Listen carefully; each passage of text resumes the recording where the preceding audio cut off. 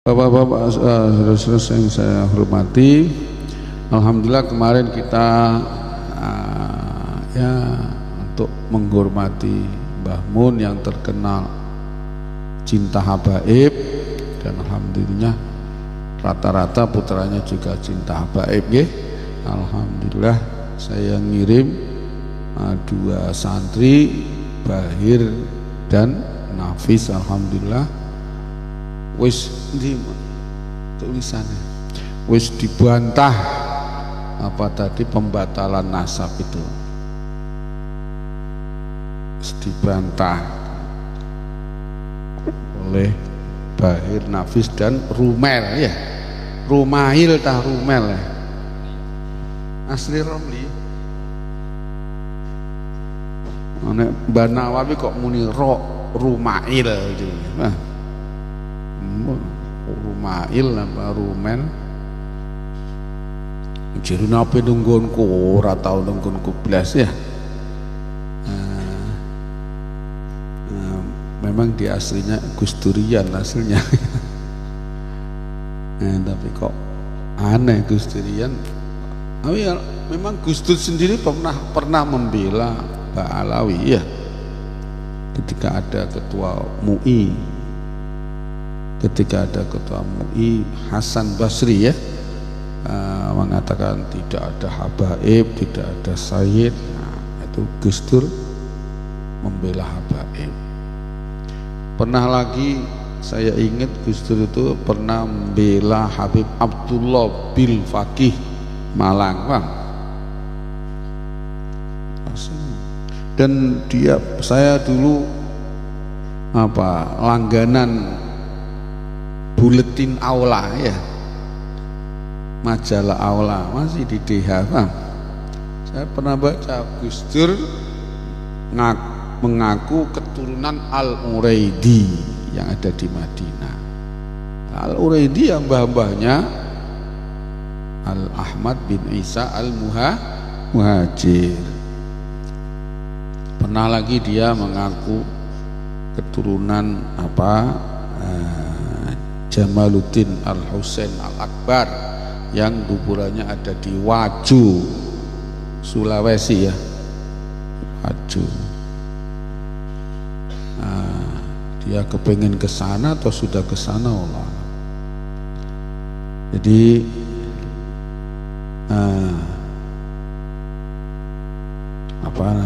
ini ada kesan-kesan tentang kiriman atau saya mengirim Nafis dan Bahir itu untuk membela Mbah Alawi di Robitoh Alawiyah ya, karena lillahi ta'ala, karena ingin membela, di samping membela habaib juga membela Syekhina Kiai Maimun nggih.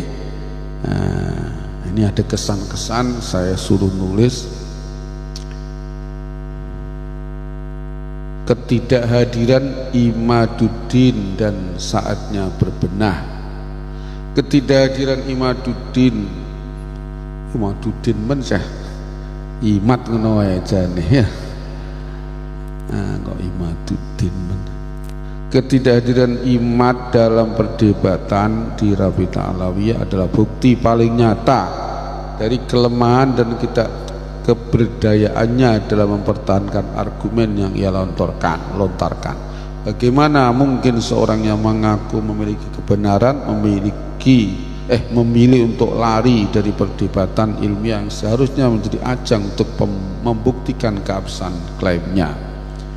Imad telah menunjukkan bahwa dirinya tidak pantas disebut sebagai orang yang memiliki integritas ilmiah, apalagi dianggap sebagai pembela kebenaran.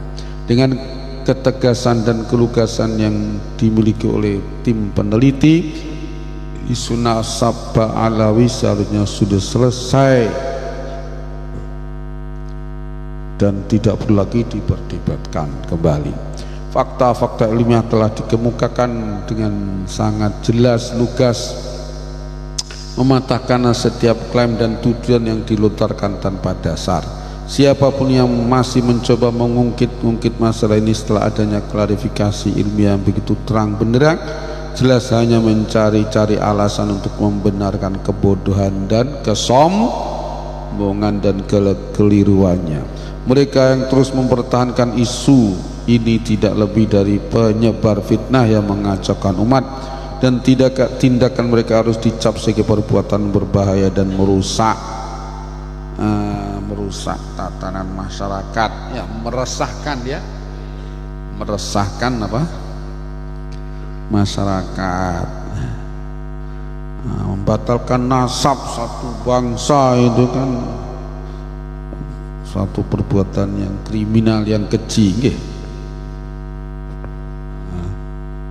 Membatalkan nasab orang satu aja bisa dikriminalkan, apalagi satu bangsa, satu klien yang besar. Kalau itu besar, ada bukan hanya di Indonesia, di mana-mana. Masyarakat perlu sadar bahwa orang seperti ini tidak layak mendapat tempat dalam diskusi ilmiah atau spiritual. Sekarang marilah kita bersama-sama introspeksi dan berbenah diri. Para kiai, para agus perlu menghentikan praktek berebut proposal dana dari pemerintah atau rebutan jadi calon daerah, ya. Satu keluarga sing siji calon bupati, sing siji calon wakil bupati, satu keluarga, enggak pantas, ya. Berebutan proposal dana atau jabatan, ya, dalam pemerintahan atau dalam legislatif, yang hanya akan merusak citra ulama dan menurunkan martabat mereka di hadapan umat. Fokuskan perhatian pada pengajaran dan bimbingan yang benar-benar membawa manfaat bagi umat, bukan pada hal-hal yang justru menimbulkan fitnah dan perpecahan.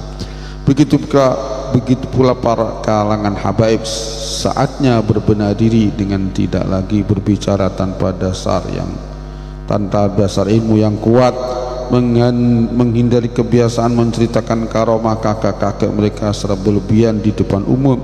Karena hal ini sering menimbulkan kesalahpahaman. Segala konflik dan perselisihan yang telah terjadi hendaknya menjadi bahan pembelajaran agar kita semua bergerak menuju kehidupan umat Islam yang lebih baik dan harmonis. Allahumma amin. Inilah kesan dan pesan kita setelah kejadian kemarin di Robitoh, nggih. Alhamdulillah, semoga diterima oleh Allah SWT amal kita dan membuat Mbah Mun seneng dengan kita, nggih, dan para habaib dan aulia-aulia Allah, termasuk Habib Abdullah bin Al-Haddad, mbahnya Habib Muhammad Idrus, ya. Alhamdulillah tadi beliau saya minta ijazah kitab-kitabnya dan rotib Al-Haddad, dia nyelimur gitu, ya. Tapi sudah alhamdulillah dia mengijazkan dari tadi orang Yaman, yang tadi di rumah saya ingat, saya Al-Adal itu mengijazah semua kitab di dunia. Alhamdulillah, luar biasa tadi kita, alhamdulillah.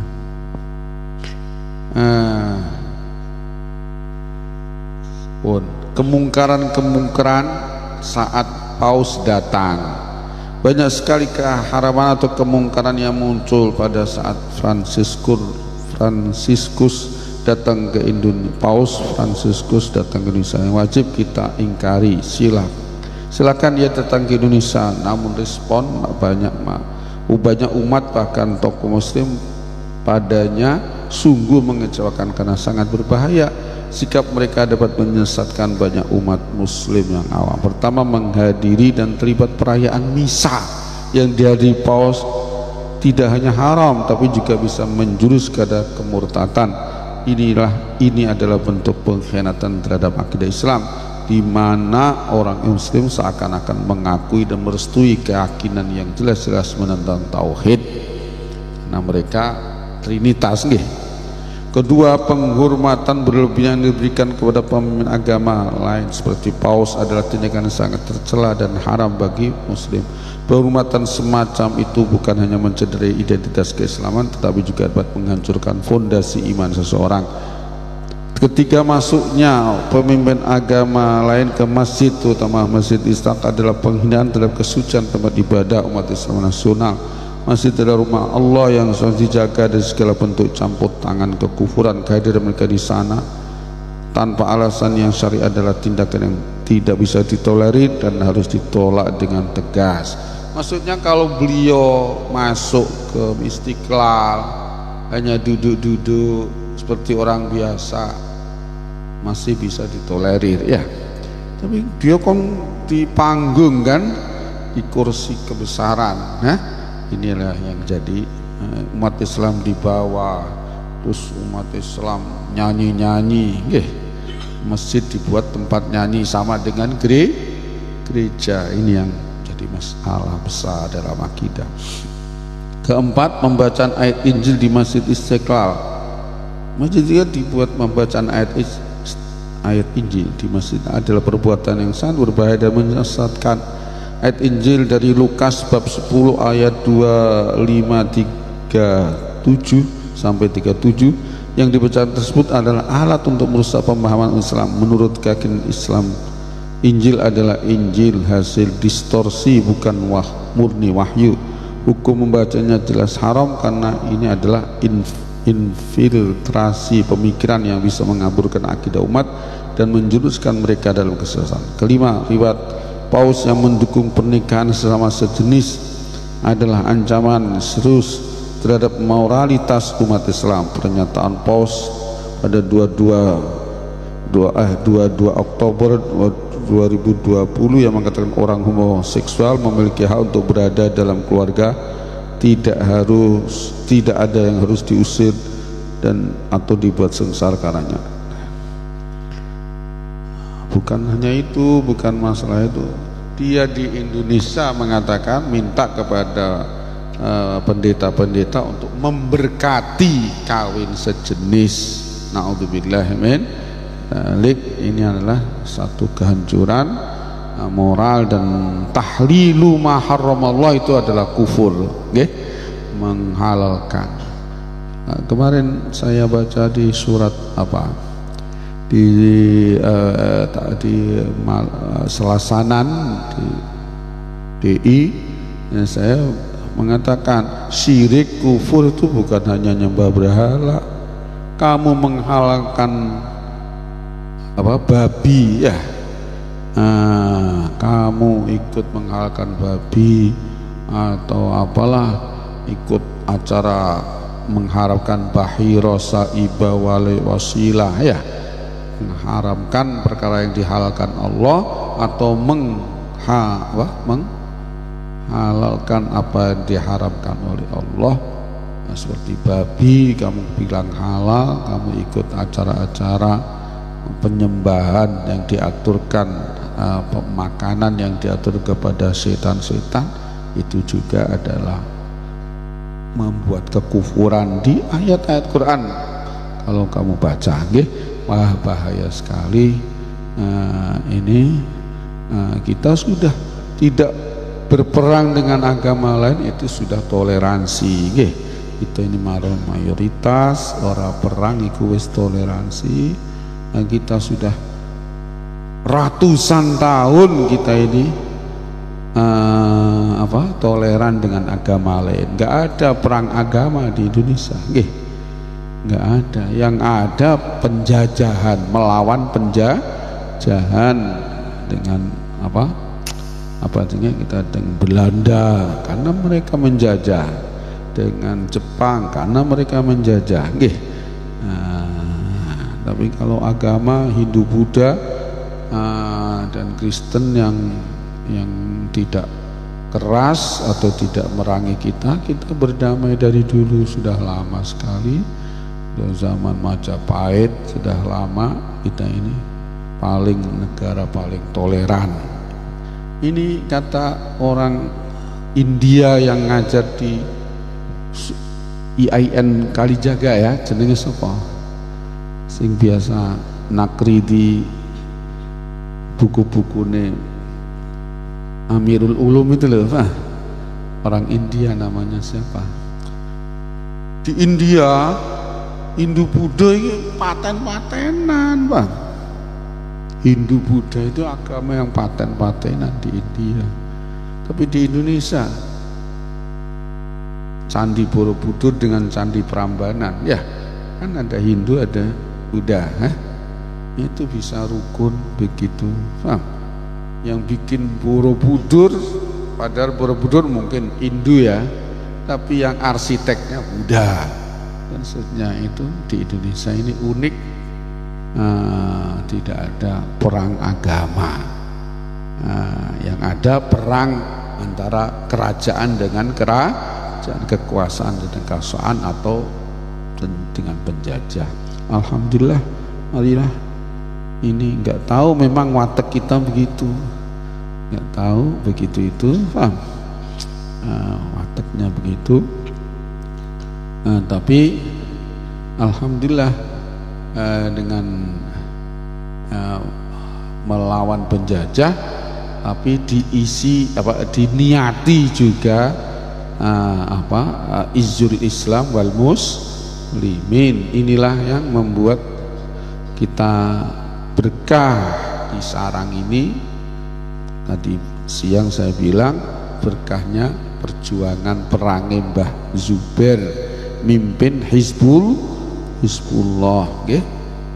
Termasuk tentara Hizbullah adalah Mbah Maimun sendiri. Ini pimpinannya Mbah Zubair.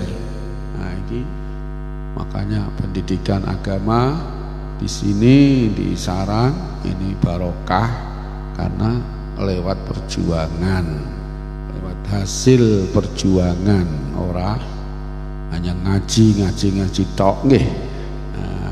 Ini perjuangan khidmah kepada Islam yang paling besar itu ya perjuangan. Alhamdulillah. Mulane sampean napa kula pesen supaya nek mulai napa namine supaya sing iso njaga awake nggih, sampean membawa nama Mbah Maimun, membawa mana Pondok Al Anwar, Alma Mater Anwar, sampean itu membawa nama baik, sampean akal, sampean apa nyolong, sampean copet, sampean royokan berkat ya. Nek neng kene menawa ya rada piye lah, padha-padha kancane, tapi neng kono dipleroki ya. Iki apa iki santri sarang iki, ojo sampai jadi pengurus NU. Incim ngono paling.